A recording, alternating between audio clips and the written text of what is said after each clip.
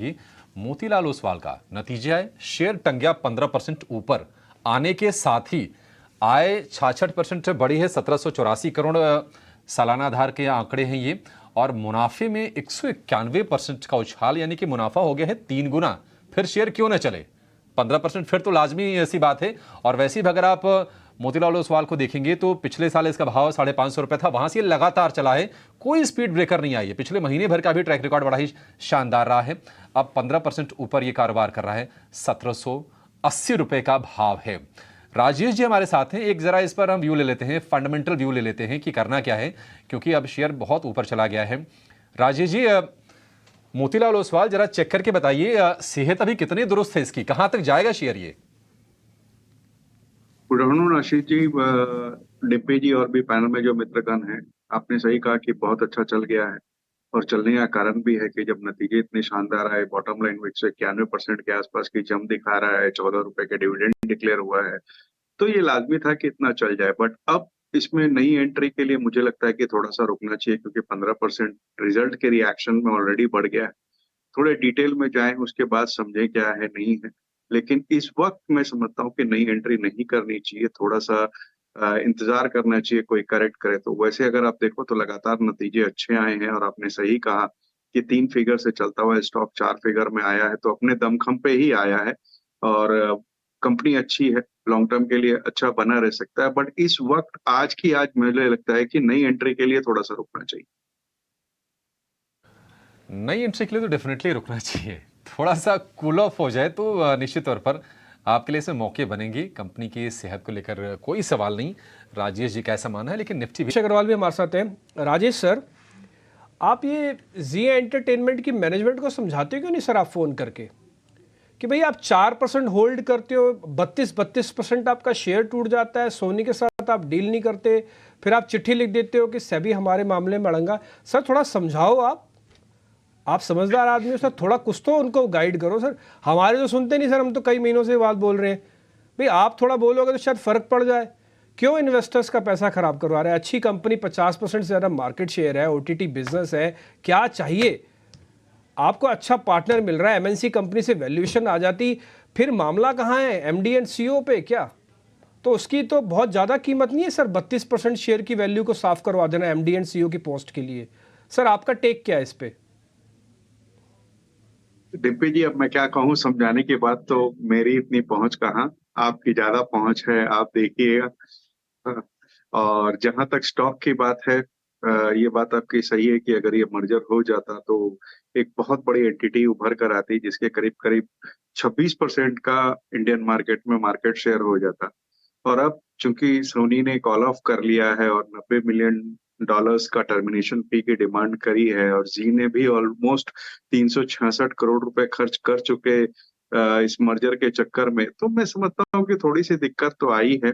Cash भी book में देखेंगे तो 567 करोड़ के आसपास था। एड रेवेन्यूज कह लीजिए, सब्सक्रिप्शन रेवेन्यू कह लीजिए, दोनों में दबाव देखा गया। और जो डिज्नी के साथ करार हो रखा है क्रिकेट वाले मैच को लेकर के, स्पोर्ट्स राइट्स के लेके, उस पर भी एक सवालिया निशान आता है, क्योंकि कैश अब इनके पास सिर्फ 567 करोड़ बचा हुआ है, तो पैसे कहाँ से आएंगे उन्हें देने के लिए, ये सोचने वाली बात है। अब ये देखना होगा कि जी ऐसे ग्रुप की नेक्स्ट स्टेप क्या होगा। और आपने सही कहा कि उनकी खुद की प्रमोटर की जो हिस्सेदारी है वो बहुत कम है। इंस्टीट्यूशनल हिस्सेदारी 70% से ऊपर है। अब पूरा दारोमदार इंस्टीट्यूशन पर हो जाता है कि वो अगला कदम क्या उठाते हैं, वो देखना पड़ेगा। क्योंकि वो जो आपने कहा ना, गोयनका साहब को लेकर के दिक्कतें बनी हुई है, अगर इंस्टीट्यूशन ने कोई ऐसा कदम उठाया तो अलग बात हो सकती है। अदरवाइज भी मैं ये समझता हूँ कि कंपनी बिक्री में है, क्योंकि अब सोनी नहीं ले रहा है तो कोई और के साथ होगा। ऐसे खबरें निकल कर के आई कि हिंदुस्तान के 2 बड़े कॉर्पोरेट हाउसेज उसमें इंटरेस्ट दिखा रहे हैं, कहना मुश्किल है क्या होगा। तो जिसकी बहुत ज्यादा रिस्क एपेटाइट अच्छी हो, मैं ये दोबारा कहना चाहूंगा कि ये स्टॉक उन्हीं के लिए है जिसकी रिस्क एपेटाइट अच्छी हो। वो अपना थोड़ा बहुत निवेश इस भाव में 167 में कर सकते हैं, क्योंकि अगर आप देखो तो इतनी बड़ी एंटिटी जिसकी जीईसी में इतनी बड़ी पकड़ है, और कई ऐसे प्रोग्राम्स है जो टीआरपी चार्ट्स में बहुत ऊंचे लेवल्स पे चल रहे हैं। 16,000 करोड़, मात्र 16,000 करोड़ की मार्केट कैप पे अवेलेबल है।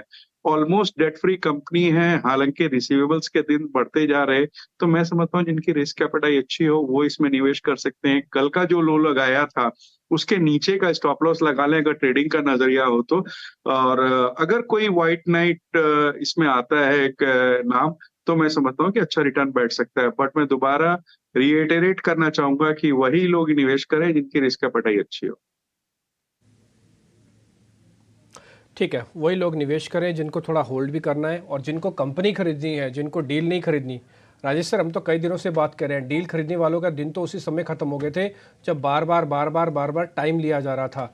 हाँ, कंपनी आपको जम रही है, कंपनी की वैल्यूएशन जम रही है, कंपनी का बिजनेस जम रहा है, तो आपकी अलग मर्जी है, तब आप इस शेयर को जरूर जरूर ध्यान रखिएगा। रेलवे स्टॉक्स बहुत चले हैं, कल पिटाई हो रही थी लेकिन आज थोड़े संभलते हुए दिख रहे हैं। आईआरसीटीसी, आरवीएनएल आपको ये 3-3% ऊपर दिखेंगे। और एक कॉन्फिडेंस बूस्ट करने वाली आपके लिए खबर एक और दे देते हैं कि बजट में रेल यात्रियों को वित्त मंत्री से बड़ा तोहफा मिलने जा रहा है। ईटी नाउ स्वदेश को सूत्रों के हवाले से जानकारी मिली है कि वित्त मंत्री बजट में 40 से 50 रूट्स पर स्लीपर कोच वाली वंदे भारत ट्रेनें चलाने का ऐलान कर सकती हैं। हमारे सहयोगी समीर दीक्षित जुड़ गए हैं इस खबर के साथ। समीर, निश्चित तौर पर सबको इंतजार था कि स्लीपर कोच वाली वंदे भारत कब आएगी। दिल्ली कटरा रूट का तो लोगों को पता था, लेकिन निश्चित तौर पर बड़ी खबर बताइए, क्या अपडेट्स हैं आपके पास? जी बिल्कुल, आगामी बजट में रेल मुसाफिरों के लिए बड़ी सौगात मिल सकती है, क्योंकि सूत्रों से ये पता चल रहा है कि सरकार sleeper based Vande Bharat train का ऐलान कर सकती है। पहला prototype sleeper based Vande Bharat train का संभावित तौर पे मार्च 2024 में, यानी कि अगले 2 महीने में ट्रैक पर आ सकता है। और ये भी पूरी संभावना है कि जो पहला sleeper based Vande Bharat train होगी, इसको प्रधानमंत्री हरी झंडी दिखा सकते हैं और ये जम्मू से दिल्ली रूट पर चलाई जा सकती है। जम्मू को लेकर के इसलिए महत्व दिया जा रहा है क्योंकि वहां पर एक बड़ा इंफ्रा प्रोजेक्ट है रेलवे का, जो लगभग समाप्त हो गया है, वो कंप्लीट हो गया प्रोजेक्ट। अब उसके इनॉग्रेशन की डेट नजदीक आ रही है और अगर ये इसमें पीएम खुद शामिल होते हैं इस इनॉग्रेशन में, तो संभावित तौर पे जो देश की पहली sleeper based Vande Bharat train होगी, उसका प्रोटोटाइप जम्मू से दिल्ली के बीच चलाया जा सकता है। लेकिन बजट में इसकी पूरी संभावना है कि तकरीबन 40 से 50 sleeper based Vande Bharat train का ऐलान किया जा सकता है। मकसद यही है कि जो लंबी दूरी की रेल यात्रा है उसको पहले के मुकाबले बेहतर, सरल और तेज बनाया जा सके।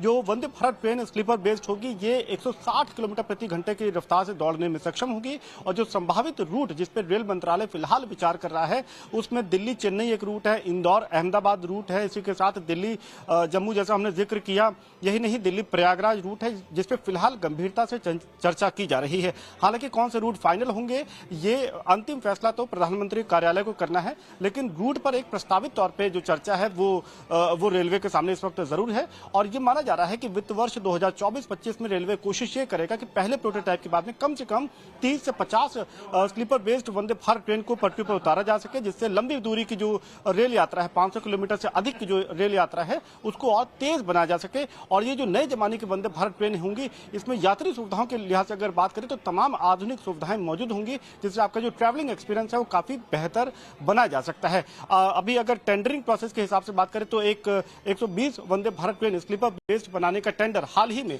आरवीएनएल और रशिया की टीएमएच कंपनी को सौंपा गया था। ये जॉइंट वेंचर है और इस तरीके से और भी टेंडर आने वाले वक्त में हम रेलवे की तरफ से जारी होता हुआ देख सकते हैं। ठीक है, शुक्रिया समीर। निश्चित तौर पर जो केबिन एक्सपीरियंस होगा ना, वो बड़ा कमाल का होगा। आप जब ये खबर बता रहे थे ना, तो मेरे मन में उत्सुकता थी कि आखिर दिखता कैसा है वंदे भारत ट्रेन का जो स्लीपर कोच है। तो जो तस्वीरें में देख रहा हूँ समीर, बहुत ही लाजवाब है ये, मतलब कमाल है। आप उसमें मतलब बैठ के डिजिटल एक्सपीरियंस है, एक अलग एक्सपीरियंस है। आमतौर पर राजधानी शताब्दी ट्रेनों में तो लोग सफ़र करते हैं, लेकिन उससे कहीं ज़्यादा बेहतर ये चीज़ होगी। राजेश जी, कल रेलवे स्टॉक्स ने ना एक मौका दिया लोगों को। कई बार लोग होता है कि नहीं महंगा तो नहीं है, महंगा तो नहीं है, तो 10% सस्ता तो कल दिया। आज फिर से हम देख रहे हैं सुधार वाली प्रक्रिया में है। आपको लगता है कि कुछ कुछ जगहों पर वैल्यूएशंस अभी भी ठीक है या फिर थोड़ा सा सतर्क रहने की अभी भी जरूरत है? देखिए, अगर रेलवे कई महीनों से लगातार दौड़ लगा रहे हैं बुलेट ट्रेन की तरह अगर कहा जाए, तो कुछ ऐसे स्टॉक्स भी हैं जिसने पिछले महीने 50-50, 60-60% के रिटर्न दे दिए। वैल्यूएशन अपनी जगह में थोड़े से स्ट्रेच नजर आ रहे हैं अगर मौजूदा अर्निंग्स के साथ डिस्काउंट किया जाए तो। लेकिन ये बात अपनी जगह तय है कि नए प्रोजेक्ट्स आ रहे हैं, फिर वो चाहे रजिस्ट्रेशन मॉडर्नाइजेशन के हो, नए लॉन्चेस, नए रूट्स के लॉन्चेस के हो, वैगन्स के नए ऑर्डर्स आ रहे हैं, इस तरह के कई नई चीजें हो रही हैं जिससे आने वाले 2-3 साल तक इनकी वर्किंग लगता है कि अच्छी ही रहेगी। अब रहा वैल्यूएशन का सवाल और या अभी नहीं लेने का सवाल, तो मैं समझता हूँ कि इस वक्त अगर कहा जाए तो 2-3 स्टॉक ऐसे हैं जो अभी भी वैल्यूएशन में थोड़ा-सा कंफर्ट दे रहे हैं। उसमें पहला टेक्सरेल का नाम रहेगा जो कि वैगन बनाती हुई कंपनी है, जो मुझे लगता है कि आगे आने वाले दिनों में बहुत अच्छा रिटर्न दे सकती है।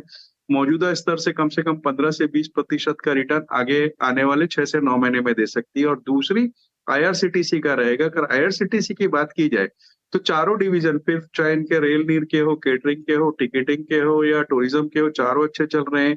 FY23 के इनके नंबर्स ऑल टाइम हाई पे आए थे। अभी जैसे वंदे भारत की बात हो रही थी, तेजस और वंदे भारत की जो नई रूट्स या नए स्लीपर कोचेस वगैरह जो आ रहे हैं तो उसके इनसे बेनिफिशियल है। रिसीवेबल डेज इनके कम हो गए हैं। एक्सपेंशन कर रहे हैं रेल नीर में, जो कि अभी 15 लीटर पर डे का है, उसको 18.5 लीटर कर देंगे अगले 2 साल में। टिकट और वाटर में तो इनकी मोनोपोली है अगर अब देखा जाए। टूरिज्म पैकेजेस को पॉजिटिव रिस्पांस मिला है, जोमेटो के साथ करार किया है, फुल कोच बुकिंग कह लीजिए, नॉन रेलवे केटरिंग की बात कर रहे हैं, डेट फ्री बैलेंस शीट है।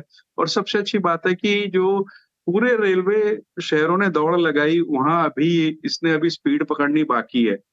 छोटी अवधि की बात की जाए तो 1020, 1030 के टारगेट हो सकते हैं, लेकिन मैं कहूंगा इसे थोड़ी सी लंबी अवधि के लिए रखा जाए और 1200 के ऊपर के टारगेट हो सकते हैं। टीटीसी 969। और जो राजेश जी कह रहे हैं कि ये ट्रेन रेलवे वाले शेयर में बुलेट ट्रेन की रफ्तार से भाग रहे हैं, तो अगर वो रफ्तार है तो बहुत ज्यादा दूर वो भी नहीं है।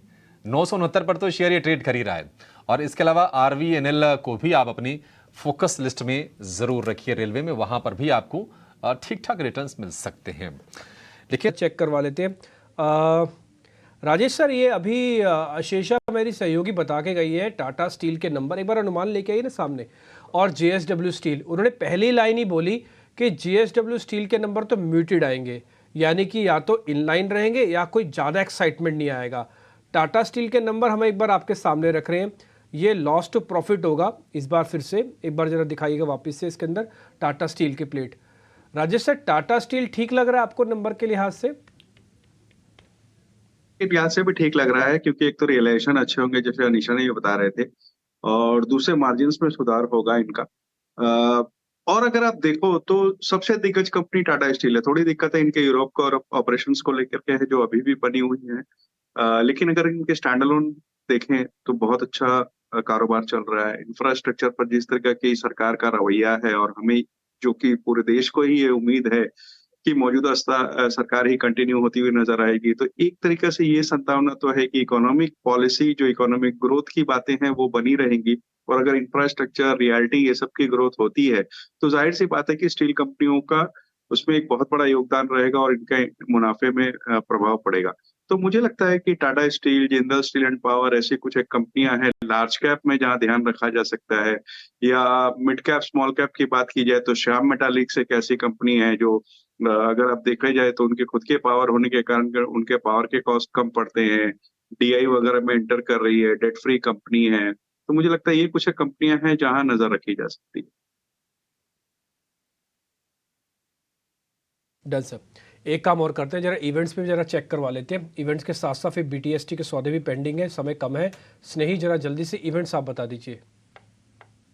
जी बिल्कुल, तो आइए देखते हैं कि कल के ट्रेडिंग सेशन में कौन सी क्यूज़ है जो महत्वपूर्ण है, जहां आपकी नज़र रहनी चाहिए। और ग्लोबल क्यूज़ की बात करते हैं तो अमेरिका से GDP और इनिशियल जॉबलेस क्लेम्स का डेटा कल आएगा, तो इस पे अपनी ध्यान रखिएगा। Q3 अर्निंग्स की बात करते हैं तो निफ्टी पैक में से 2 कंपनी है, JSW स्टील और SBI लाइफ, कल जिनके Q3 के नतीजे डिक्लेयर होंगे, इन 2 काउंटर पर ध्यान रखिएगा। और नॉन निफ्टी पैक में से भी कई सारी कंपनियाँ हैं जिनके कल आंकड़े आएंगे, जैसे कि Syngene, Cyient, Novartis, ACC, Tata Tech. याद रखिएगा कि टाटा टेक का ये पहला रिजल्ट है लिस्टिंग होने के बाद, तो इस पर भी ध्यान रखिएगा। PNB, SBI card, AU small finance, काफ़ी सारी कंपनियां जिनके कल आंकड़े आएंगे। कॉर्पोरेट एक्शन की बात बात करते हैं तो कल गुरुवार है, यानी कि वीकली एक्सपायरी है, और कल आखिरी दिन है मैस्टेक और आईआईएफएल फाइनेंस के शेयर्स खरीदने के लिए, डिविडेंड के लिए एलिजिबल होने के लिए, उनके डिविडेंड के लिए। तो इन दो काउंटर्स पे नज़र रखिएगा। प्राइमरी मार्केट्स की बात करते हैं तो आईपीओ में नोवा एग्रीटेक का आईपीओ है, उसका लास्ट दिन है कल, वो आईपीओ बंद हो जाएगा, उस पर ध्यान रखिएगा। और जो लॉक इन पीरियड है वो नेटवेब टेक्नोलॉजीज़ के लिए उसका लॉक इन पीरियड खुलेगा। 60% शेयर करीबन उसके लॉक इन पीरियड में से बाहर आएंगे, तो इस काउंटर पे भी ध्यान रखिएगा। और जब दूसरे इवेंट्स की बात करते हैं तो जो फ्रांस के जो प्रेसिडेंट है इमैनुअल मैक्रोन, वो कल भारत आएंगे एक स्टेट विजिट के लिए, और रिपब्लिक डे के जो गणतंत्र दिवस है उसके सेलिब्रेशन के लिए भी। और कल मोदी और मैक्रोन जयपुर की भी सैर करेंगे। तो इन सारे क्यूज़ पर अपना ध्यान कल के लिए बनाए रखिएगा। तो ये तमाम आपके फोकस में होनी चाहिए। KEI इंडस्ट्रीज आज ये कॉल थी जय की, और अब ये 10% ऊपर शेयर ये कारोबार कर रहा है। 3410 का टारगेट दिया था, इसको चेक करेंगे जय ने। आप देखिए 3315 रुपये, 300 रुपये ऊपर, 10% ऊपर ये शेयर कारोबार कर रहा है। अब बच गए हैं आज के सत्र के 7 मिनट। 7 मिनट में कोशिश करते हैं कुछ दमदार BTST या फिर STBT ले लेते हैं। जय, शुरुआत आपसे ही करेंगे, बताइए अपनी BTST या फिर STBT ट्रेड। ये इंडस्ट्रीज था 3360 का हाथ का हाई जाके आया था after giving the call, and उसके बाद थोड़ा अभी नीचे लेवल पर आ गया वापस से। बट ओवरऑल मुझे लग रहा है कल के दिन में भी ये मूवमेंट कैरी ऑन हो सकता है। और जो दूसरा स्टॉक मैं जो देना चाहूंगा वो KIMS जो हॉस्पिटल स्टॉक है, वहां से मुझे लग रहा है एक अच्छा मूवमेंट आ सकता है। आज के दिन में एज ए इंट्राडे पर्सपेक्टिव से काफी अच्छा मूवमेंट आया। ये स्टॉक कंटिन्यूसली जो लेवल था ब्रेकआउट का अराउंड 2098 का आज के दिन के लेवल से अपसाइड दिखाया, और ये स्टॉक कंटिन्यूसली हाई लो की मोमेंटम में दिखा रहा है। सो सपोर्ट लेवल के पार जाके ये स्टॉक चल रहा है। मुझे लग रहा है ये स्टॉक में 2160 के लेवल आ सकते हैं कल के दिन में। सो BTST के लिए ये स्टॉक को डेफिनेटली ले सकते हैं, और काफी अच्छा मोमेंटम ये स्टॉक में दिख सकता है। 2160, 2160, यानी कि यहाँ से करीब करीब 100 रुपये अभी और ये चल सकता है। आज लग रहा है कि जय को ना के लीटर से प्यार है। KEI, उसके बाद ये किम्स, बढ़िया है। सुदीप जी, आपकी नज़र कहाँ गई है, कहाँ पर BTST के मौके दिख रहे हैं आपको? मुझे लग रहा है कि एम्बर एंटरप्राइज में एक अच्छा मोमेंटम बन रहा है। स्टॉक वैसे भी डेली, वीकली, मंथली सभी टाइम फ्रेम पे तेज है, और जो कल का एक प्रॉफिट बुकिंग का मूव आया था उसके बाद स्टॉक फिर से अब अपने जो 10 दिन के जो एक्सपोनेंशियल मूविंग एवरेज है उसके ऊपर सस्टेन कर रहा है, और एक अप ट्रेंड में ही है। अगर पूरा जनवरी महीना देखे तो एक ग्रेजुअल अप ट्रेंड में ही है 3100 से, और आज भी एक वापस से 4% स्टॉक तेज हो गया है, और जो पिछले अपना जो हाई टेरिटरी है 3850 उसी के करीब आ गया है। तो मुझे लग रहा है यहाँ से एम्बर में BTST करके जा सकते हैं 3780 के स्टॉप लॉस के साथ 3900 के टारगेट के लिए। 3780 का स्टॉप लॉस, 3900 का टारगेट। और अंबर एंटरप्राइजेस के लिए ये महीना बड़ा शानदार रहा है, मतलब 25% के आसपास की तेजी ऑलरेडी हम लोग देख चुके हैं।